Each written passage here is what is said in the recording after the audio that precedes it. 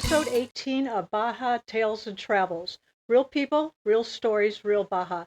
Today I have the honor of having as my guest Rosy Torres, founder and president of the Rosarito Boys and Girls Club. So, Rosy, welcome. Thank you for coming out this Oh, thank you afternoon. so much for inviting me. This is awesome. Uh, You guys are great. You've always been helping the community, so I thank appreciate it. you. So, tell us a little bit about your background. I understand you're a native here. I'm a Rosaritan, yes, all my life. I was actually born in San Diego, but I was raised here. I went to school in Rosarito, Tijuana, San Diego, La Jolla, the area, no? Okay. Once you live here, you live both borders, pretty much. Right. So I went to school, I went to college, university, and at a certain point, I became a racquetball player. And at a certain point, after a 30-year racquetball career, I retired. And at that precise moment, as I was thinking, where should I work? What should I do? The Boys and Girls Club came up. So how did that come up? Because I know in the US, Boys and Girls Club is a popular concept, but down here, how did that come up? It's a beautiful concept. It's been in existence over 150 years in the US. Wow. And it took one gentleman from Tijuana, Enrique Gamboa is his name. He, back in 2003 and 4 or something like that, he was looking at the crime, how it was coming up and getting Mm. more kids involved. So he was looking to see what can we do. And funnily, right across the border from Tijuana, one of his good friends said, well, come visit the Boys and Girls Club of Imperial Beach. Oh, so there's one right there. That's the closest one in Yes, the US. there's Ah, actually 25 clubs in the South Bay area. So wow. yes, to give you an idea how fabulous these things are. That is awesome. And Enrique Gamboa, he builds it with all the sponsors from Tijuana. He builds it, and at that time, he invites all the mayors, the five mayors, because back then there was only five cities in Baja Hmm. California, to go visit the club. And at that time, my father was the mayor. And he said, Rosy, I'm a little busy. Why don't you go see what Enrique Gamboa is talking about, what this club is about? So this is 2009. I get to the club, I fall in love. Imagine going to Disneyland where Uh-huh. all the kids are happy and they're learning and they don't even know and they're happy and yelling and running and paying attention to their courses and their workshops. I said, well, we need this in Rosarito because crime and every bad thing was starting on the rise, unfortunately, no. Yeah. So I said, okay, if I bring it, I'm sure everybody's gonna want to sponsor it. Uh, no, not Oh really. no. No, but it was a nice kind of convincing for Hmm. the city council members because there's 10 city council members. Hmm. My father said, well, this is a fabulous idea, but we need to present it to the council members. So I took all the 10 council members in one van up to the club in Tijuana. This is what I want to do in Rosarito. Please approve the land, approve the help, approve this and this and that. They also said this is what we need. So 2009. there is a rosary. I mean, not a rosary. There is a Boys and Girls Club in Tijuana. Yes, the original and first one. Oh, There's okay. actually now 12 clubs in Mexico. 12 Oh, were working on the 13th. wow, that's Yes, amazing. one in Well, Tijuana, Rosarito, Cabo San Lucas, Hidalgo, San Luis Potosí, Mexico City, Estado de México, Monterrey, and three, four others. that is awesome because I know that if kids are left home alone or in the afternoon they have nothing to do, then they start getting in trouble. Exactly. That is the most dangerous time of the day for the kids After school, after school. yeah, The parents are working. yes, or the lucky kids that have their parents pick them up, Mm-hmm. but many walk home. So it's pretty dangerous for them. And as you say, they get home and there's nobody there. What do you do? Yeah, yeah. You got that one kid that gets them all going too. Like, Mm-hmm. come on, let's go do something. Mm-hmm. So, where was your original location, or have you always been in the same place? Once I convinced everybody in the Hmm. city council, they said, okay, let's look for a spot for you. So they donated a piece of land up there in Colonia Lucio Blanco Which is where you're by, now? yes, Okay. that's the So, official piece of land. I think we've got some photos here of when the before and after. So that's like the beginning. Oh, yes, it was a mountain. So I had to grade it, compact it, put all the foundation on it. now We what was that? That was we started in a little while I started constructing the main club. We started in this small little clubhouse. okay. It's in downtown Rosarito.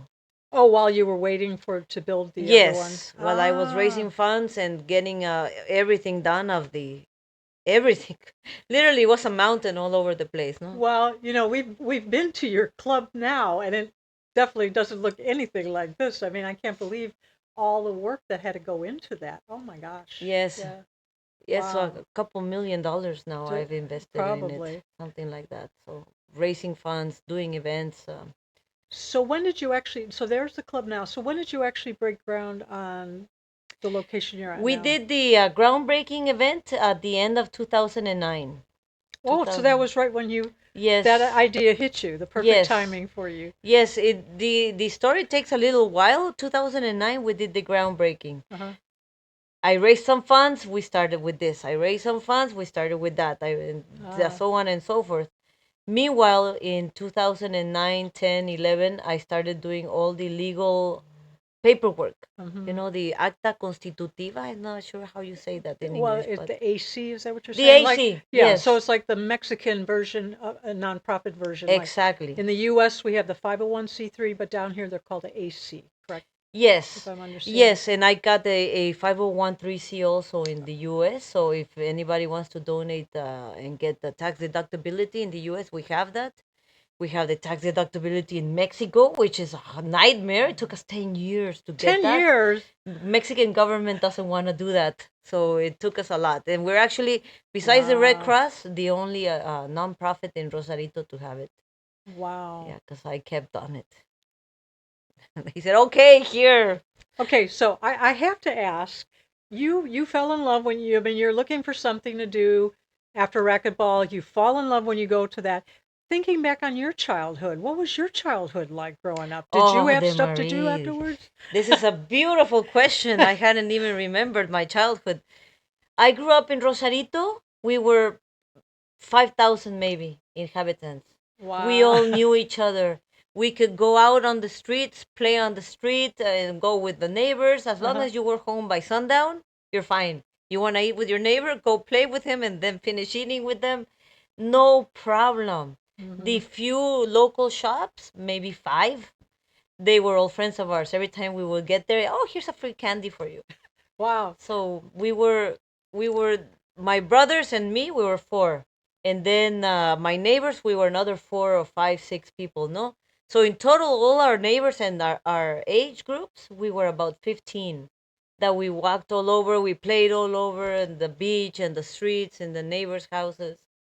A So it lot was different time back then, though. beautiful growing up. Hmm. So this club is like I can give back. I'm giving back what I beautiful youth that I had. Yeah, all the memories you All the have as a memories, all happy, the of being a happy kid. a very happy kid, very happy, very innocent, very Hmm. outgoing, and very also what we had is a lot of opportunity. I mean, we could do anything. People, the adults would be always available, but not necessarily watching us. Uh-huh. So it gave us so many opportunities to develop ourselves. So now I want to give that same thing to the kids. And that's wonderful. Now, how many kids do you have at the club right now? We have 80 kids on a normal day. However, I need to say that we are closed. I'm raising funds right now You're to closed, so for the summer for the or? summer. Yes, until we go back and around August, probably the end of August. Hmm. I have some funds, but I want to have how do you say when you're getting funds all the time Um, coming in? I don't know. like a subscription or like Yes, monthly? something. Huh? Like a registration, like okay, yes, something like that. That people. The good thing about the club, it was donated for us, knowing that in the main area where it's at under the legal name of the club, is that it was meant to be developed by the maquiladoras. How do you say maquiladoras? Factories, the assembly plants, Oh yeah, and because you're in an area there where there are a lot of it's very industrial where the Yes. club is at right now. And then back in 2000 and when I started the construction, there was no assembly plants, no factories until just 1 year ago they started coming in. So almost 15 years I have to wait. And these guys that are coming in, even though I some are still seeing who they're going to rent it to, they are already how do you say, compromised to donate to the club. Oh, they're committed, Committed, thank you, committed. that's the word. Yes. Yeah. So that's what we're waiting for. Mm. So you've got a lot of disappointed kids right now if they have no club to Yes. go to. That's Yes. got to be tough for you, It's horrible. knowing that. It's horrible, and my instructors are also, what do we do? Oh, yeah. How many instructors do you have We there? have 11. Wow. So I know we visited you a while back, several months back, and you gave us a tour, and it's great because you've got like areas for them to do their reading, to do their Yes. homework. So explain about all that, how the club is set up with the kids. Well, the Boys and Girls Club of Tijuana did a copy paste of some of the best organized ones in the Ah, US. great. So I did the same. Yeah. I Why did a reinvent the wheel, right? Just Yes, we're not reinventing anything. So I did the best we can. We copy pasted it into Rosarito, and basically what we have is the main umbrella program of the Boys and Girls Club is four groups: academics, mm, sports, community development, and arts.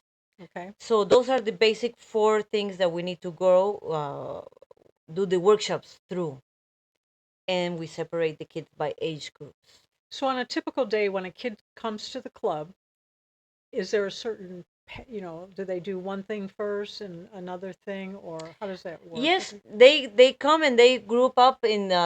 For example, the 6, 7, and 8 year olds will go into the reading workshop. The Okay. 9, 10, 11 year olds will go into football. The 12, 13 will go into music, and the older kids will might do some other activity at the moment. And every hour they change, Oh, okay. so everybody gets to do everything, even Wow. if you don't want to, because we've had some stories. Oh, I can go up with stories Well, I forever. want to hear some of these stories too. It's not just about the club itself. We got to have some of the little. Oh, yes. I love these stories because I remember for me, after racquetball, sports is very important, no? Mm-hmm. So Yeah. every day you got to do a sport. Right. So we get this girl, she's maybe 9, 10, 11 years old. She's a little overweight. And she Uh-huh. said, I'm not going to do sports. I'm sorry, but you have to do sports. It's part of, no, I'm not. You have to do sports. They love the club, so they know if they don't do it, they're not coming to the club. Right. Right. Right. So she starts doing this, and I don't like it. She starts doing that. When we got the instructor to start doing track and field activities, Mm-hmm. it's like something came up in her, and she said, "Oh my god!" And Wow. not only did she start liking it, but she was really good at it. We did a an agreement. I don't know how you say, with the Tijuana Olympic Center, Oh, and okay. we took this girl among other kids Uh-huh. to go see if they can add up to the teams for the Olympic Training Center. She became part of the Olympic team. The Baja California Olympic Center paid for her school, her food, she had apartments there also, Oh my and she gosh. competed all over the world. And always she sent me pictures. Look, Boys and Girls Club for receiving a medal.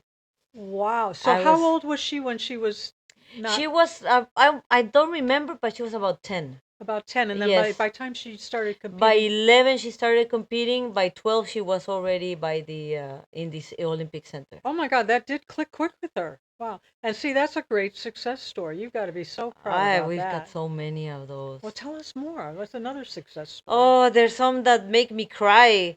We have this little boy Jorge, whose mom was unfortunately a drug addict, and his father was in jail. Hmm. So he had to move in with his aunt. And his aunt, the good thing is that she had three daughters that went to the club. So she took Jorgito to the club also. Mm-hmm. He was miserable. You can almost tell that this type, because we have psychologists also at the club, Oh, that's this good. boy was in the direction of committing suicide. Oh my gosh. Yes, he was really miserable in every aspect. Well, I mean, we're coming with a family background. I mean, that's Yes, That's he a tough thing couldn't. for a kid. Very hard. He couldn't seem to fit in anywhere. He was always verbally assaulting everybody. We received a friend of mine, a tennis instructor, came to do some tennis volunteer work, and Jorgito started noticing how good he was, and we started noticing how fabulous he was, because he wasn't just good, he was like not even above average, 10 times more, no? Uh-huh. So we started getting him more specific classes with my volunteer friend. Albina is her name. She's awesome, awesome lady. And she said, "Well, I can't go any higher with him. We need to get him an instructor." So she looked for a professional Wow. tennis pro, a professional tennis instructor, and he agreed to coach Jorgito for free. You know, these guys charge forever, no? But we Right. told him his background. He said, "Yeah, bring him over." Oh, I know. The first day, I said, "I want to take him. I want to take him." The first day, he forgot his tennis shoes, so he's wearing his school shoes. No, Oh I got mad no. at him for that, but he said, "That's okay." The professor. So he's playing against these other kind of rich kids who say, "Ay, what are you doing here?" No, and I've been Uh, here a year and I can beat you, and also they start playing, and the professor does like a little competitions, and at the end Jorgito is in the final of the little class competition. And I gotta tell you, before this, Jorgito never smiled. He never smiles. oh He wow. was always miserable, like Yeah, dragging just his looking at it. face, dragging everything. And in the final competition against this juppy boy, Jorgito does this fabulous swing. He makes the win, and he turns to look at me because I was sitting down next to the court. He turns to look at me. He smiles, and this aura burst. Oh. Oh, I remember that so much. He burst. His happiness just blew up. And after that, he was a complete different boy. Oh no, uh, this was. I still remember that. This was many years ago. I think like 12 years ago. wow, these He. are amazing stories. Now, I know another big program that you offer is the music, right? You have all Oh different kinds yes. of instruments and things like that. And I think we've got a little bit of slideshow on some of Oh that nice. too Yeah. with the guitars and yeah. So tell us about the music program for the kids. What different instruments can they? Well, it all started with my friend and sponsor, Edward Marsh.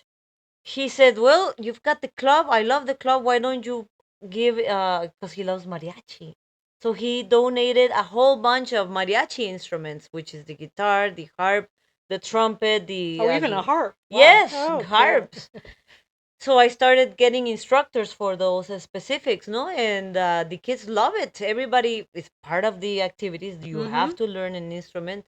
Some don't care at all about them. Some love it. I think that's so good. I mean, music is a wonderful thing for the kids to learn, and that's something they'll have with them forever. Now, do you have any success stories from the music program? The youngest Baja California harpist Wow. is in was from the club. They Wow. grabbed her because she was also very talented, not just in harp but in everything else. So they grabbed her, so she played with the Baja California Orchestra. Wow, that's amazing. And a Hmm. harp, that's not the traditional Yes, kind of yes, instrument. You think of, like the trombone or, guitar or something, piano, uh but a huh. harp. Wow, that's But the pretty cool. harp, and then she had to have a specific harp because there's like four different types of harps. Oh, I didn't know Like that. I didn't know that either. The Veracruzana, the orchestra, the this, the mariachi, the that. So we raised funds to get her an orchestra harp, and she Wow. played with the. Oh, and I gotta say that this girl, she's one of my most brilliant geniuses, because not only was she good at that, she was good with all her fellow club members, Mm-hmm. and in her school she had all tens, all Wow. or aces, Mm-hmm. And I said to my how do you say, council members of the club, we gotta do something with her because she's just ahead of the game in every Mm-hmm. way. We found the Baja Scholarship Foundation, something by Judy Kesson. She passed Wow. away a few years ago, but she founded the Baja Scholarship Foundation. So we paired her with them. She passed all the requirements that Mm-hmm. they solicit, and she's got, this gets better. She has got a academic scholarship until she graduates. She's about 2 years to graduate from medical school. And she Wow, keeps that's telling awesome. me, as soon as I graduate, I'm going to be your volunteer doctor at the club. Oh my gosh, that's Can you believe amazing. this? Oh It's my like gosh. pay it forward forever, See, no? that is great. So we're talking maybe what's you've been maybe 16 years, say nine. Operating, something Yeah. like that. And Wow. Look she at these. started at the first days of our club. Wow, that's So amazing. Wow. I'm really So happy. what does it take for a kid to join? They just have to, their parents have to just sign them up. Is that, Yes. yeah. No, nothing else. It's There's no five other. dollars a month, 100 pesos a month. Your parents have to, or tutor need to register you. Mm-hmm. We need your ID, their kids' IDs, act birth certificate, Mm-hmm. and that's it. So what are the challenges you face? I probably know what it is, but what are the most challenging things with the club? Not the kids, obviously. No, just one major challenge is the fundraising. Yeah. That is. And you've done different fundraisers over the years, right? Was the mariachi event a Oh fundraiser? Yeah. yes, yes, and Diego was Yeah. part Tell of us it about the also. Thank you. mariachi event that time. So.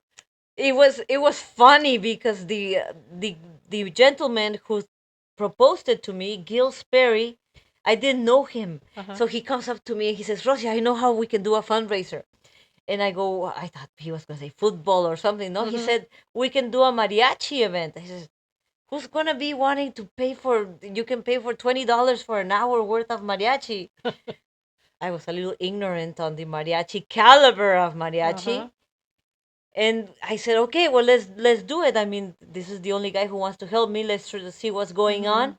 We do an event. I said, okay, I'll invite all my friends. We'll have at least 100 people, and let's see how much we fundraise. We had almost 1,000 people that Oh, first event. I couldn't believe it. and where Be- was this held? Where was this held? at the Rosarito Beach Hotel. Okay. Yes, A they're always, thousand people show up. Wow. because there's calibers of mariachi, no? And we brought Ah. a Grammy Award winning mariachi group, all the divas, all female group. Oh, Oh, wow. you That's remember the cool. divas? Yes, Cindy The Shay. divas. Wow. Yes, and they actually even made a song for Rosarito. I forgot That's about really that. cool. Yeah. And so I said, wow, this is fabulous. And next year we got a little more, we got a little more, and Uh-huh. 10 years in a row until COVID hit. Oh, Yeah. yeah. Wah, And wah, wah. so Yeah. something like that, yes. Yeah. Hmm. But Wow. Gil Sperry, I thought he was a crazy gringo telling me do a mariachi event. I said, are you crazy? And that's pretty funny since you're a Mexican living here and you're like, Yes. you didn't realize the different. I got a question. What about the Mariachi Hall of Fame? Oh, that was awesome. Yeah, That was actually the last year. So, what was the Hall of Fame? Tell me about that because I don't know anything about this. We had, thanks to Edward Marsh, our main Mm-hmm. sponsor, and he loves mariachi, and Gil Sperry, we had like the top best mariachi people from the different groups. Wow. So like Mariachi Vargas, we had two or three of them. Mariachi Nuevo Tecalitlan. From the divas, we didn't have any this time, but we had like the main guys Oh, that's doing a, cool. a main event. Yeah. And again, that was a fundraiser for the Boys and Yes, Girls and Club. this was actually the 10th year, 2019, Hmm. and isn't that the only Hall of Fame of Mariachi? that I know of. Yeah, Yes, that we know officially. and we did it at the Rosarito Beach Hotel. Yeah, that's next to is it Sherbet? Oh, Yes. Sherbet's, yeah, right next to the restaurant. Yeah, because Yeah. it's like I remember that because it's the red wall, and then you had the different paintings. Oh, there we had like the, how do you say when you start before the event you do a Oh, Press like a red conference? carpet event? yes, like a Red red carpet. carpet press conference event. Yeah, red carpet. Then you had, and each time you had a special presentation. Oh yes. Yeah, that's it. And my kids from the club were the special presentation. Sometimes they would open for the mariachi groups in their music. That was on that Friday night because I remember because you had the first time I was there. No, in 2016, I was able to walk around filming, but on 2017, it was packed. I could not walk around because it expanded, it exploded. They had so many people. That was back in 2017. It was so jammed. Yeah, it was a lot of work. So, you need another fundraiser like that, huh? I need another Gil Sperry and 50 volunteers. Yes. Well, I guess that's the hardest part too, is getting the volunteers for that. Yes. But so is the club open if people wanted to come to visit to see what actually? No, I mean I know you're closed right now, but when you're normally open, Oh, if yes, they it's contact open. you, they can come by and because I know that makes a big difference when people can actually see the kids and see how happy they are and what they're learning and stuff like that. That always is good. And I know you share some photos with us too. They're in here somewhere, but I see that you've taken them like to the beach and look like surfing lessons and so Yes. sports. I mean, this is really great for the kids. Educational, sports. Yes. Especially sports. For me, sports is like Hmm. sports and becoming bilingual is like the number Oh, one that's goals that we have for the club. After that, music is very important. Reading is also very hmm important. But all types of sports. One time we had a fencing Oh, instructor. that's cool. She brought all the equipment. That's Another good. time we had a hockey over grass. I don't know how Oh, you like call it. field Field hockey. hockey. Field hockey instructor with all the equipment. But then we had this group from New York who saw us and they said, "Let's do a surfing." They're called resurf. So they got our instructor to teach my kids to surf, to teach my kids everything regarding the currents, cleaning of the Oh, beaches, and how to film officially. Film while you're while you're surfing surfing. and to edit. It was a Wow. fabulous Oh, full. that's with Emerson College. Oh, Emerson College also helped in Yeah, other. the other guys. Yeah, Yes, they did also several. Every year they come in August. yeah. They do fundraisers, small Hmm. events in the club with the kids. Okay, now it sounds like there's been some great successful fundraisers in the past, but you're telling me you're closed right now. Does that mean you're having challenges getting even fundraising ideas?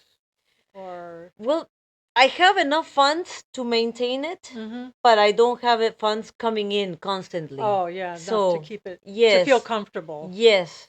And I don't want to just spend it all and see what happens. No, so I'd Yeah. rather have it start coming in, flowing in. I sorry, I hit the microphone. Flowing in, right? So Mm-hmm. that's what I want.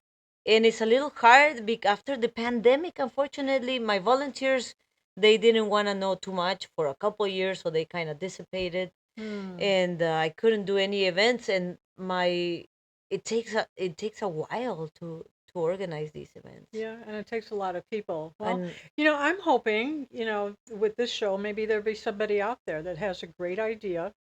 I mean, we're hearing these wonderful stories. I mean, obviously it works. I mean, Boys and Girls Club would not be around for that many years in the U.S. and in Mexico if it wasn't changing kids' lives. So I'm hoping that people are going to watch this and go, you know what, this is something that is really important to the kids of Rosarito, and hopefully somebody can contact you. Now I know we'll when we finish with this video, we'll put in the links if somebody wants to donate. Okay, so excellent, yes, I yeah, have several ways that you can donate. yeah, so we'll let And people. also, I mean, I'm trying to retire from the club because I've been at it for 15 years now or so. So if somebody wants to get the club, it's already all legal. It's got the tax deductibility both here and there. Mm-hmm. It's got everything set up, the bank accounts the here and there.